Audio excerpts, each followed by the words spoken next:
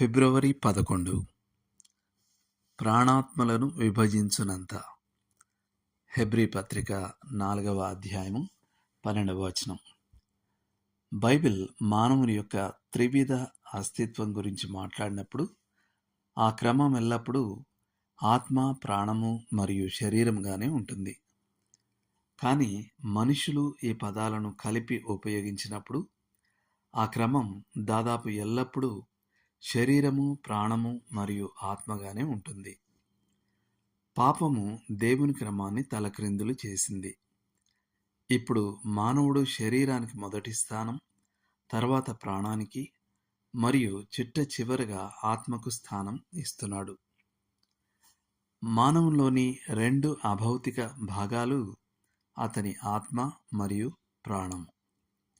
ఆత్మ అతనికి దేవునితో సహవాసం కలిగి ఉండడానికి వీలు కల్పిస్తుంది.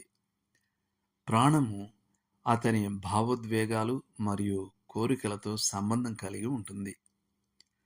మనము ఆత్మను, ప్రాణమును సూక్ష్మ వివరాలతో వేరు చేయడం సాధ్యం కానప్పటికీ ఆత్మ సంబంధమైనదేది మరియు ప్రాణ సంబంధమైనదేదో మనం గుర్తించడం నేర్చుకోగలం మరియు నేర్చుకోవాలి. అయితే ఆత్మ సంబంధమైనది అంటే ఏమిటి? క్రీస్తును హెచ్చించే ప్రసంగం ఆత్మ సంబంధమైనది. పరిశుద్ధాత్మ శక్తితో యేసుక్రీస్తు ద్వారా దేవునికి చేసే ప్రార్థన ఆత్మ సంబంధమైనది. ప్రభువు పట్ల ప్రేమతో ప్రేరేపించబడి ఆత్మశక్తిచే నెరవేర్చబడే సేవ ఆత్మ సంబంధమైనది. ఆత్మతోనూ సత్యముతోనూ చేసే ఆరాధన ఆత్మ సంబంధమైనది.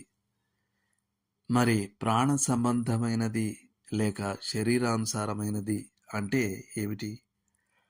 మనుషుని వైపు, అతని వాగ్దాటి వైపు, ఆజ్ఞాపించే అతని చమత్కారం వైపు ప్రజల దృష్టిని ఆకర్షించే ప్రసంగం శరీరానుసారమైనది.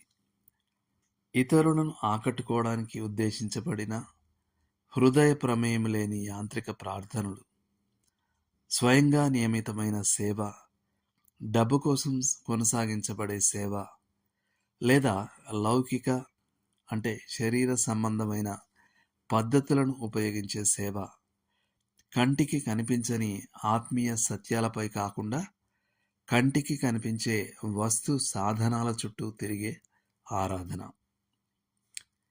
ప్రతిష్ఠించబడిన భవనాలతో, రంగుల అద్దాల కిటికీలతో, మతపరమైన వస్త్రాలతో, గౌరవప్రదమైన బిరుదులతో, కొవ్వొత్తులతో, ధూపంతో మరియు అటువంటి ఆర్భాటాలన్నిటితో దేవుని సంఘానికి ఏం సంబంధం? లేదా ఇంకా సూటిగా చెప్పాలంటే ఆధునిక ప్రచార ప్రయత్నాలతో, డబ్బు సంపాదించడం కోసం నిధుల సేకరణతో, సువార్త పేర చేసే గారడీలతో, వ్యక్తిత్వ పూజలతో, సంగీత మహోత్సవాలతో సంఘానికి ఏం సంబంధం? సాధారణ క్రైస్తవ పత్రికలలోని ప్రకటనలే మనం ఎంత శరీరానుసారమైన వారంగా మారిపోయామో చూపించడానికి సరిపోతాయి. పౌలు బంగారము, వెండి, వెలగల రాళ్లతో చేసిన సేవకు మరియు కర్ర, గడ్డి, కొయ్యకాలతో చేసిన సేవకు మధ్య వ్యత్యాసాన్ని చూపిస్తున్నాడు.